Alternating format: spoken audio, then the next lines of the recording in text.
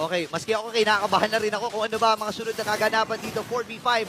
Nasa may bandang itaas pa si Doming. Any moment naman pwede siya pumunta rito. Pero si Jom, naku, tinutunaw ata si Jom dito ha. Si Rene J, bigla nakita doon. Bit na pala, meron Ibo. namang immortality pinadadating na ibang mga players dito sa side ng Aurora. Pero Omega, sabi nila, tara makipista. At Doming! kinahabol na nila ang mga players dito na side ng Omega. Pero Demon kahit nandun lang sa likod, si Ukir, meron pa yung passive. Ngayon si Doan Doril mamamatay. Naku po, makikipagsabay na Demon Guy pa ay makakakuha.